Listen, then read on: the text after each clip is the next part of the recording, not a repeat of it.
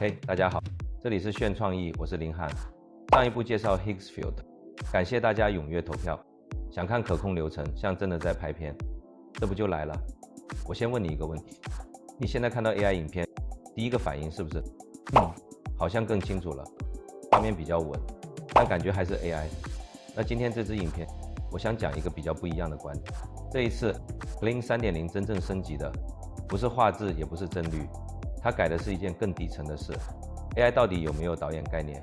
今天我会直接在 Higgsfield 官网里面实际操作 Kling 3.0， 带你看他现在理解影片的方式变了什么，哪些地方真的让人惊讶，以及哪些地方你不要期待太早。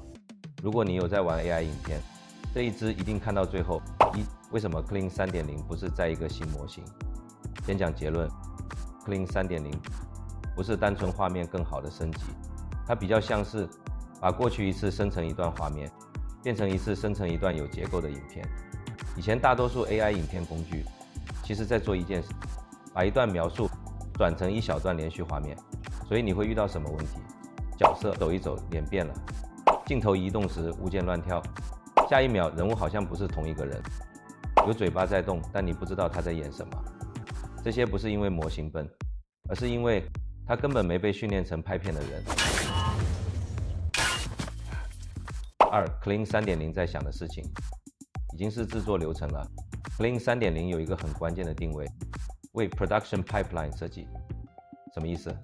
它不是只问你一句，你要什么画面？它同时在处理脚本逻辑、镜头切换、角色在不同镜头的存在感。声音、嘴型、情绪是不是一致，以及这一段是不是在说一件事？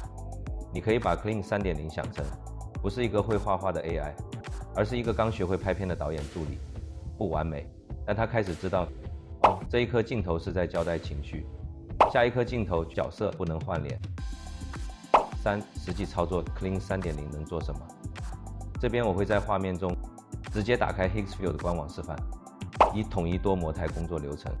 你可以用 Text Video、Image Video、Reference Video， 而重点是全部在同一个原生模型里，不是拼接，不是转换。这件事听起来很技术，但对创作者的影响很直接。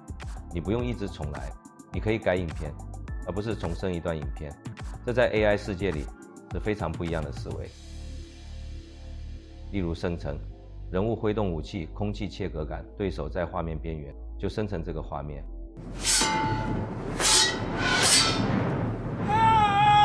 Feel the power of the strike. 再来试试用我的照片形象来生成。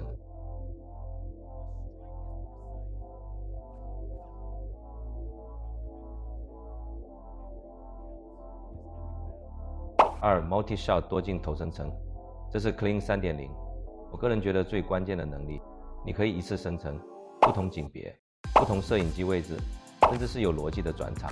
AI 开始知道这一段不是只有一颗镜头，对拍剧情、广告、叙事型短片影响非常大。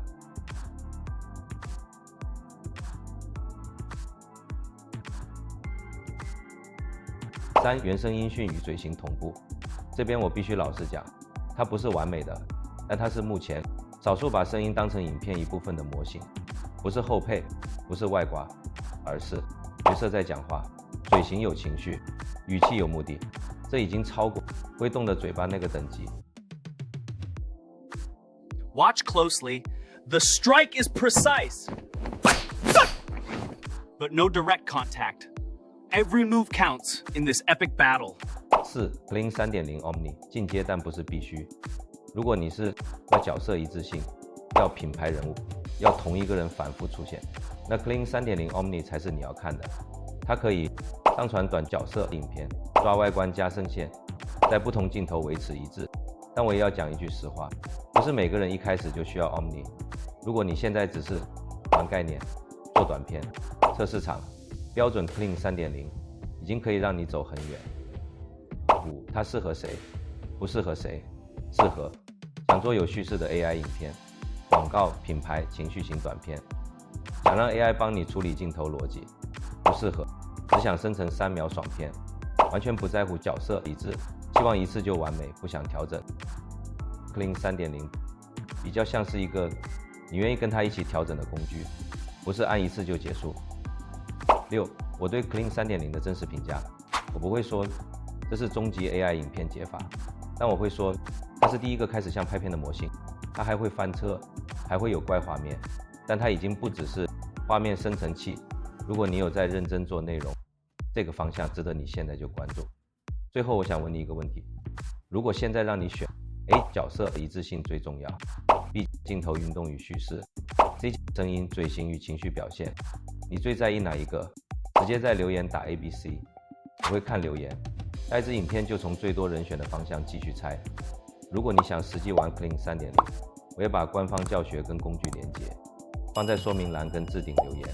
这里是炫创意，我们下支影片见。